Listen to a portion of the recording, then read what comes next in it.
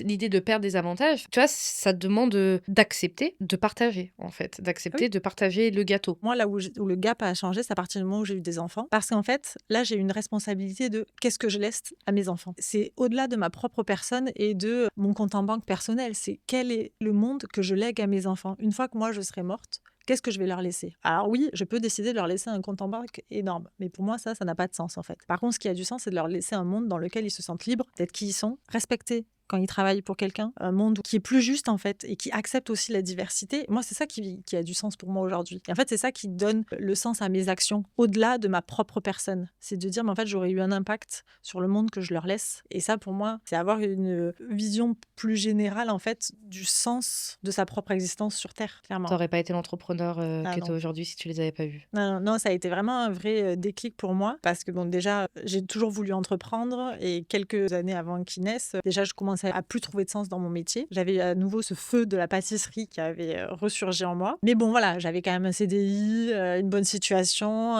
Et donc, j'étais entre est-ce que je me lance vraiment dans la pâtisserie quitte à tout quitter et à tout perdre ou je reste dans une situation qui est pas idéale mais quand même qui est confortable. Je suis restée quand même dans ce dilemme pendant 2 ans. Et 2 ans, franchement, c'est long. Et en fait, quand je l'ai eu dans les bras à la maternité, je me souviendrai toujours. En fait, là, je me prends une espèce de grosse gifle Ouais. où je réalise que ce que j'ai envie de lui transmettre, c'est d'aller au bout de ses rêves. Et là, à ce moment-là, je me dis OK. Donc là, je me prends une deuxième gifle en disant non, mais attends, si jamais tu veux qu'il aille au bout de ses rêves, toi, tu te dois d'aller au bout des tiens. Et là, je me suis dit non, mais toi, ton rêve, c'est de passer ton CAP pâtissier, de créer ton entreprise de pâtisserie. Ça fait 2 ans que tu tergiverses. Là, maintenant, il y a ton fils. Si tu le fais pas pour toi, tu le fais pour lui montrer la voie. Et là, ça a été vraiment le déclic qui m'a fait sauter le pas et qui m'a fait sauter dans le vide, en fait.